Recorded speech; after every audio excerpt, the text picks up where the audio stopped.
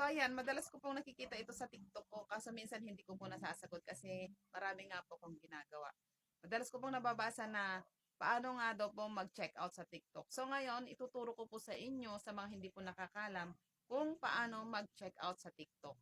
So meron po akong isang phone dito. Ito po yung account ko. Halimbawa po ang check out ninyo is ceiling fan. Makikita nyo naman po yung binablog ko doon is ceiling fan. Pipindutin nyo lamang po yun. So, ayan, pindutin natin.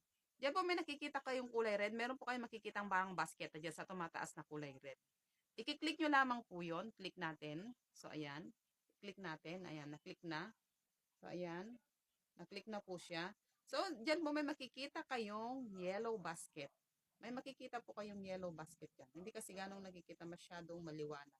May makikita po kayong yellow basket dyan. Ayan o. Yellow basket po yan. Basta makikita nyo po kulay yellow siya. I-click nyo lamang po yung yellow basket na yan. And then makikita nyo po is buy now. Tapos may mababasa rin po kayong add to cart. Ayan. Ayan, kung gusto nyo pong magdirekta na sa buy now, pwede rin po. Kung gusto nyo rin pong i-add to cart, pwede rin po. Ayan. I-click po natin yung buy now. I-click nyo lang po yung buy now. So, ayan. I-click ko na yung buy now. So, makikita nyo po, may lilitaw na, ayan. 3 ceiling fan na pwede nyong pagpilian ng kulay.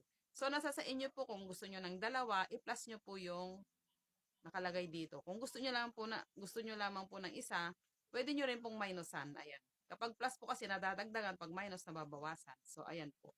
Ayan, nasa inyo na po kung anong kulay ang gusto nyong piliin. Halimbawa, ang pinili ko is old rose. Ayan. Pindutin lamang po yung old rose. Ayan, pinindot ko na po yung old rose. And then, saka po, pindutin yung buy now. Ayan. So, makikita nyo po, ayan, naglo-loading siya. So, makikita nyo po, place order. Ayan, hindi ko na po pwedeng pindutin yung place order kasi po, pag pinindot ko yan, ayan, nandyan na yung mga babayaran ko. So, ang babayaran ko po sa ceiling fan is 173. Ayan.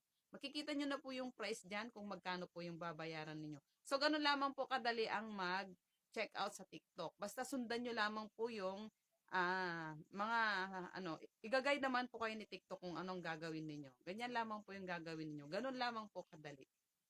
Mas better po kasi kung kayo ang mag-check out. Kasi po minsan may binibigay na free shipping si TikTok at saka minsan nagbibigay siya ng plus sale. Ayan. Kaya po, kapag alam niyo pong may free shipping siya, samantalahin niyo po yung pagkakataon dahil hindi naman po always free shipping sa TikTok. Kagaya po nung 5 blade ceiling fan, hanggang January 30 po yung free shipping niya. Kaya, samantalahin niyo po yung pagkakataon hanggang free shipping siya. Kasi sa susunod, mawawala na naman po yung shipping nun. Sa mga friends ko po sa Facebook account ko, yung pong mga gustong mag-order or gusto pong mag-check out, yung pong nilalagay kong link, yun lamang po ang i-click ninyo. After nyo pong maklik yun, mapupunta po kayo sa mismong TikTok account ko.